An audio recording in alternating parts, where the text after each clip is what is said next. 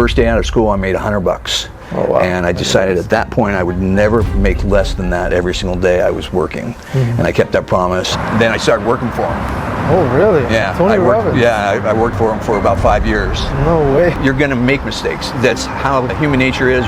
You're going to stumble. You're going to fall. You got to get up, handle it right away, and move on and learn from it, and don't do it again. All right, what up, guys? Today we're going to be talking to the owner of Dent Dynamics. His name is Daniel Gromm. He's been in business for about almost 30 years. That's longer than I've been alive. So today we're going to be talking to him. He also has a podcast with over 100 episodes talking about tour reviews, and he's also built a successful business. But we're gonna go meet him today, and yeah, so stay tuned. We're gonna check out his place, so let's go. So for everybody that doesn't know you, so what's your name, what do you do, and just give us a little background story of your business. My name is Daniel Gromm. I started my business in 1993, and I do paintless dent removal. So we take out small dents and dings out of automobiles without having to paint or do any body work.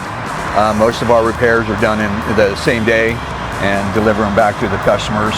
So we're an alternative to body shops. Body shops, you know, they'll take your car, have it for a week or so, or you have to repaint it, have to get insurance involved. I'm kind of fit in that niche of not having to do a big repair, although we do big dents. But as long as the paint is intact, most of the time I can fix pretty much anything in a car. Okay, and what are like the benefits of like bringing the car here than to a body shop? Mainly because most people want to have factory paint. You can never replace factory paint. Yeah. Factory paint's always more desired. Because we're doing a repair and not a repaint, it stays more original. So the car's worth more if you go to sell it, especially for a classic car.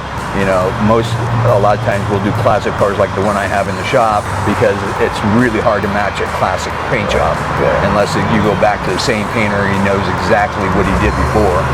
So a lot of times that's hard to duplicate. And we're less expensive than a body shop in a lot of cases. Well, there you guys have it. So why don't we go inside? So, wow, really nice shop, man. Thank you. So when did you remodel this? Yeah, I actually did it last year. We had been here since '07, so it was getting a little old for us, and I had to replace the floor, so I came in and redid everything, did the floor. My detailer, who rents half the shop for me, he came up with the coffee table, which was like the start of it, and that was like what kind of dictated the rest of the look. But we want people to have a connection to Americana. And what cars used to mean. When I was a kid, you know, we went on Sunday drives, we named our cars. Nowadays, everybody works in a box, eats out of a box, and drives a box. You know, they don't even care about their cars. So we try to connect people to the past to remind them of Americana and what that is and what that stands for. So I have a lot of old machines I've collected and restored over the years, and it's always fun. Like the candy machine, we put little penny lollipops in there for the kids, and then they're free for them. It's funny because they always try to press the button. They don't understand you have to pull. Right. And it's mechanical. It's not electrical. And how long have you guys been in this shop? So in '07, I bought the building, but I've been in business 29 years. I'll be 30 this April. It's been a long road, but you know, nowadays I don't advertise, and people just know about us, pure reputation. And it's a pretty good place to be.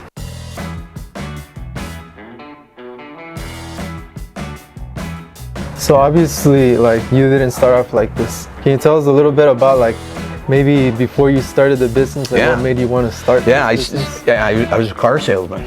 I was selling cars, and I remember I was wearing a tie on a summer day. It was hot, and I was sweating, and I saw this other guy doing paintless dent removal come in, and he's wearing shorts and a t-shirt, and I was like, oh man, that guy's got it made.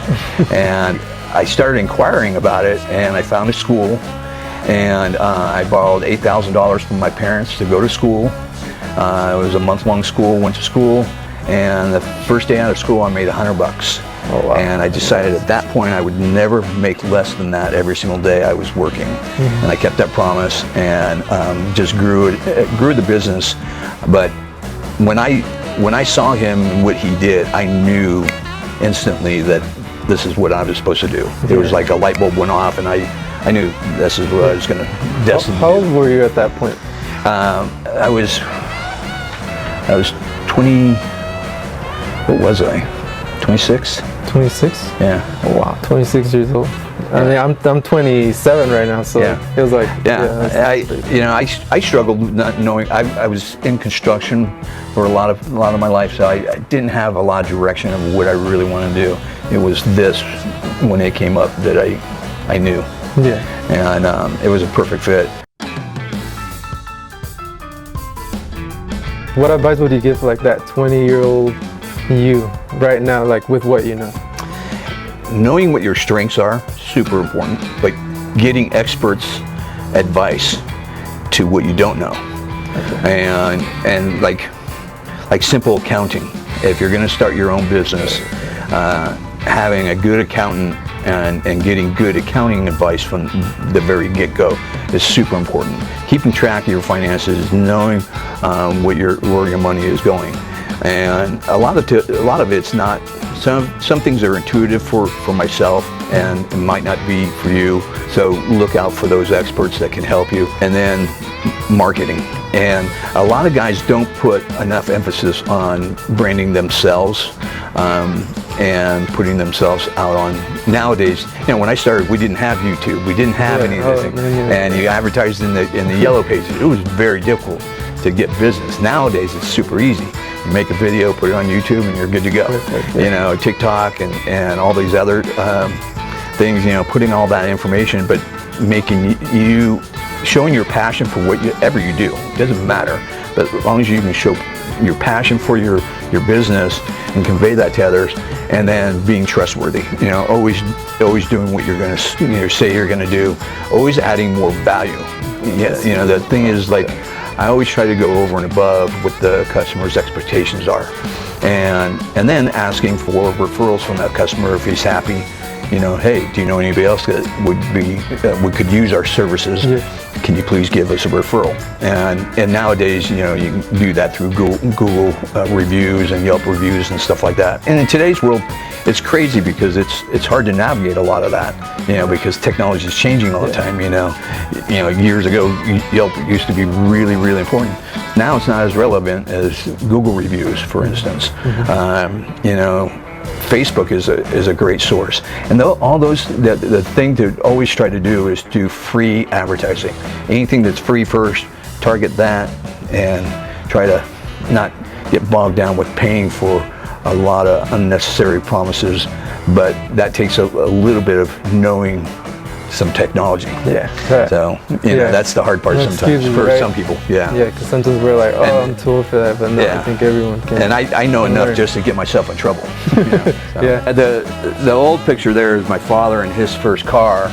I remember my dad was really into Buicks. We always had a new Buick when I was a kid. Yeah. So every couple of years we get a brand new Buick. Yeah. And then the picture that's my wife and my two kids in that one photo. Yeah. Wow. And then the motorcycle photo was for a magazine article. What was one of the biggest lessons you learned while growing and scaling your business? Having guts. Having guts? Yeah, you have to have some guts. I mean, I've been audited, I've been sued, and if you're going to own your own business, you got to be able to handle that kind of stuff. Even though you do everything right, people can come after you for odd reasons, and I've had that situation, but I come through it, and you come through it stronger. Being organized is a big deal. Having everything organized and not letting things get out of control too far, that's a big thing. And like a simple thing like taxes, if you have employees, if you don't have a good payroll service and an accountant, it's very easy to get. I've seen lots of other guys get things out of control and lose their businesses because they weren't paying their taxes, their payroll taxes and stuff. Yeah. So that's really, really important. Yeah. And let's say that car has a dent. Yeah. Like what do you do? So basically, our basic method is we get behind the panel and massage it out. And we have, let me grab,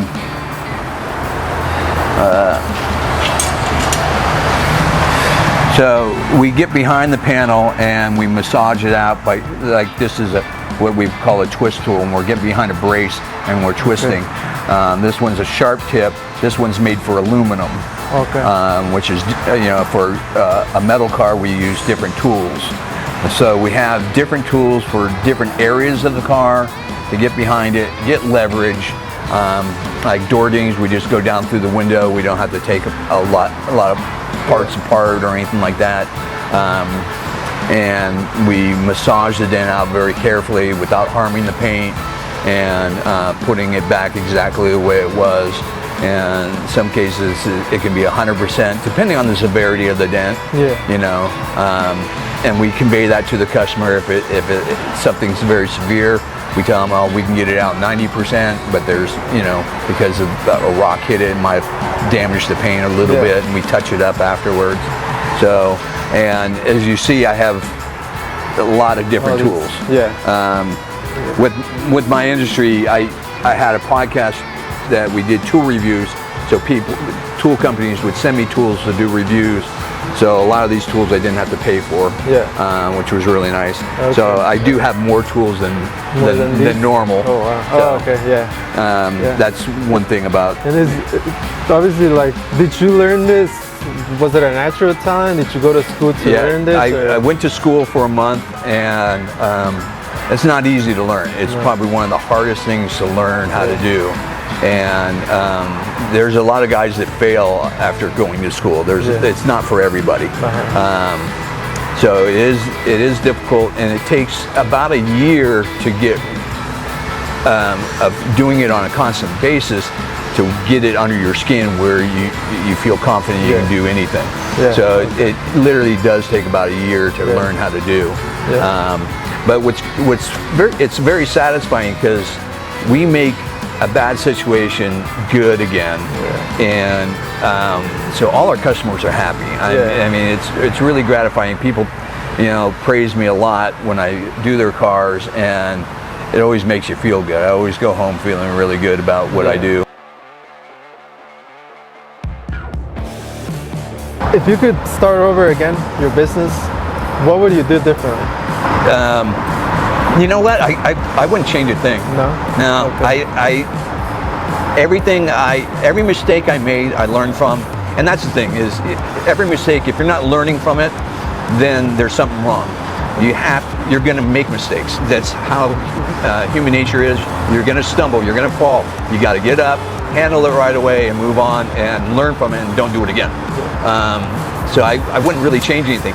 Guys that get into our industry now, they have such a bigger advantage because there's way more tools and technology, and things are so much different. It's so much easier for a guy to get into our industry now than it used to be. It was very difficult. Nobody knew what I did. I had to sit there and explain, and people still didn't get what we did. Now, most people know what Paintless Dent Removal is when I say it to them. So they have a general understanding of it. Okay.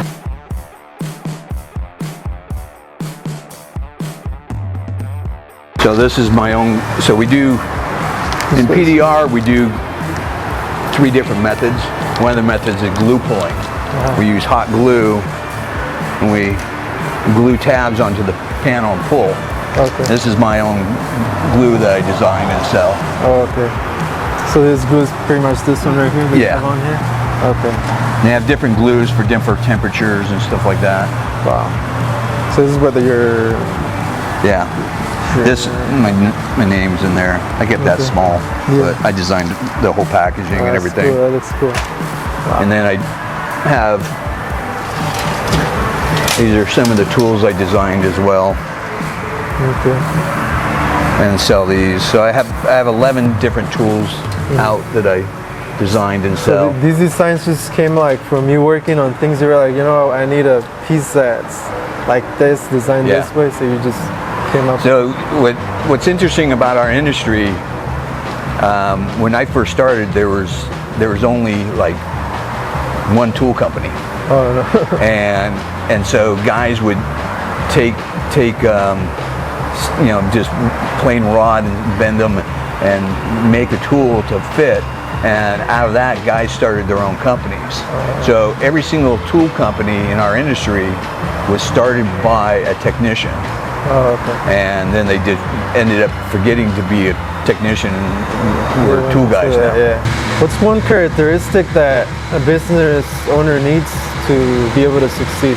I think tenacity and, you know, a belief in yourself, really, to get through anything, because it's never an even road. You know, there's going to be hills and valleys, and you got to expect the hills and valleys, and be able to roll with it, and save for the, you know, the lows. You know, save your money and have, you know, always have a cushion is super important, and try to be wary of those times and anticipate those times, and then do your advertising before those times hit. If you know, if they're cyclical, if they come every year, you know, it slows down a certain time of year, you better be doing your advertising just before that, and being ready for it, and try to drive that customer in, that kind of thing. All right. So you were telling us about this, you invented it, right? Yeah, so I call it the tank vise. I came up with this in 07. And it's actually evolved. This is like the third generation of what it started off with, and it's like in a big erector set. This is called 80-20 material. They make this table is made out of it. They make a lot of labs will use this kind of material, and you can make anything with it. And so I used it and added some accessories, and it changes to fit any make or model. Doesn't matter year, make or model. I can mount every single tank to this thing, and I've worked over 1,000 different models of motorcycles to date. And it's a lot of experience. Yeah, and this is licensed to a company, Ultra Dent Tools, and it gets sold around the world. Yeah. Okay. And when I go to convention, I'm known as the motorcycle guy. Oh yeah. Nice. I'm pretty proud of it. It's been. I started an industry, and now it's growing, and more guys are getting into it and starting to get well known. Knowing that I had something to do with that is pretty cool. Yeah. I dig it. So what's your biggest regret as a business owner? Being a little too trusting. Too trusting. Yeah. Okay. Sometimes I have been too trusting with some people and been taken advantage of, but that's my nature. I believe in people, and I try to see the good in people, and it's bitten me a couple times in life, but you know, I learn from it and move on and make sure I don't make those same mistakes again. You know? Yeah. Like, how do you handle those situations? Let's say somebody comes to you and they're like, you know, I don't like how the car looks, the job you did. How do you handle that? You know, that can be difficult sometimes, because even though you've done everything right, and you try to explain, you know, yourself really well, there's people in the world that you're just not going to make happy. And sometimes you have to fire your customers. You know, we've had to fire customers, and honestly, it can feel real good to fire a customer. Yeah, it feels good. And only because, you know, I was in the right and they're being unreasonable, and you're not going to always make everybody 100% happy. So you have to handle on an individual basis. There's no secret weapon to handle everybody like that. And, you know, try to be reasonable and communicate as best as possible, but always communicating sooner than later. You know, any problem, the longer you let that problem grow, the bigger that problem gets. So it's always get to it right away and handle it when it's small, and then move on. You know, that's the best thing you can possibly do. How do you delegate work? So know your strengths, number one. Delegate your weaknesses, and write. You know, like if you've got a lot of employees, it's good to write it all down. If you look at any franchise, they have a book that goes to every employee, and every procedure is written down, how you want it done. You know, people get a different idea of how things are done. It's like if you go to Chick-fil-A, what do they always say to you? They say, "My pleasure." You know, it's every customer says, or every employee says that to you, "My pleasure," and that's really unique. Recently, you know, I was dealing with Chewy.com, buying dog food from Chewy.com. Well, my dog was old. We had to put her down, and you know, I had a subscription with them, so I canceled it, and I told them I had to put my dog down. The next day, I got flowers from them. And that was impressive to get flowers from a company with a nice handwritten note, and that was a touch for a big company to do something very personal is very thoughtful. So things like that, noticing what other companies are doing right, and then, hey, can I add that into my business? You know, success always leaves clues. Yeah. If you want to be successful in life, look for somebody that's already doing what you want. Okay. And then look for the recipe. Yeah. If you want to make a great chocolate cake, do you just go try to figure it out, or do you go look for the best recipe you can and do exactly that? Well, same thing for anything in business. If you want to be a YouTuber, go to the best YouTuber, find out what he's doing, and look at his recipe. Try to copy it, write it down. But writing it down is really important. Yeah. You know, writing down all your goals every year is one thing I've been adamant about. Keeping a business journal, writing stuff down. There's a thing called law of attraction. When you write it down, whatever that thought is, it'll come to you just by writing it down. That's good. Yeah. And it's a law of attraction, and it works. Yeah, that's pretty good. So learn from other people's mistakes, write things down, all that stuff, right? What's the favorite car that you've worked on? My favorite car? Oh my gosh. I have had the privilege of working on some cool cars. Yeah. I mean, I get chills just thinking about some of the cars. What kind of cars are they? Yeah. I worked on a pair of Cobras. There were original Cobras, and it was a race Cobra. It was a hardtop and a convertible in dark blue, and they're there for a photo shoot, and some equipment fell over and dented the car during the photo shoot, and I got to go out to Sears Point at that time and work on it out there at the racetrack. You know, those cars were hand built.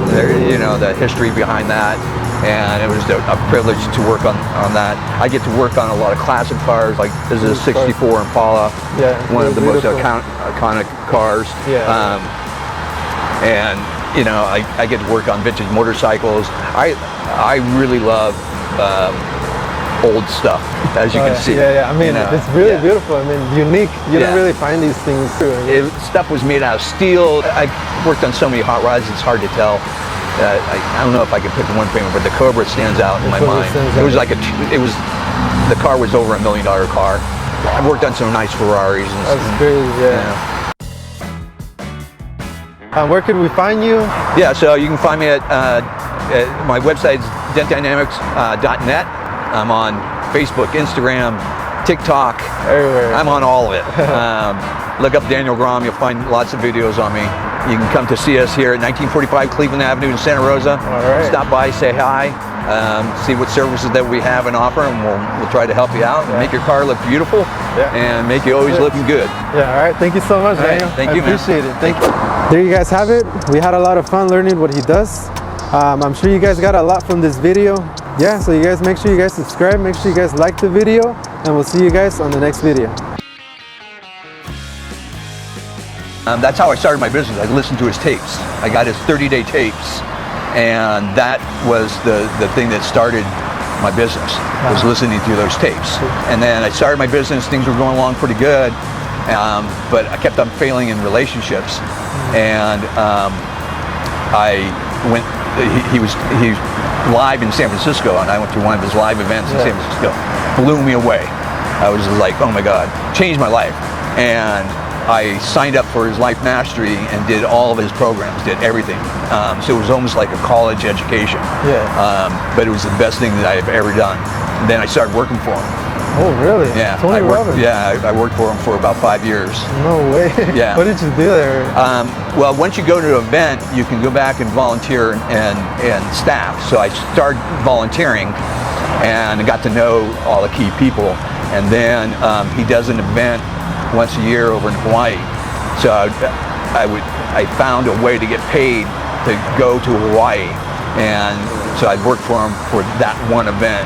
but I did it every single year. Every September we would go to Hawaii and work there for 2 weeks, and it was heaven. It was amazing because he had 42 different nations represented at that event, and about 2,500 people at his event. You meet people that are successful people from all over the world, celebrities. Met a lot of different personalities, but being around all those successful people, it rubs off on you. When I met my wife, I brought her along, and she embraced it, and we did it together for a long time. We did it up until 9/11. And then 9/11 changed everything, and that event ended. We were there during 9/11. Oh, in Hawaii? Yeah. Oh, really? And there was a whole group from New York. I was helping this one girl that her boyfriend worked in the tower. She got the call from him in front of me. He was in the tower, and he was saying goodbye, that he was trapped in the tower above the fire, and he was saying goodbye to her. They ended up playing the tape on stage because I told Tony about it, and they ended up playing it on stage, and it was amazing. He's basically handing you an owner's manual on how your brain works, and that's what he teaches is how to navigate your brain and how it works, and how to communicate better than most people.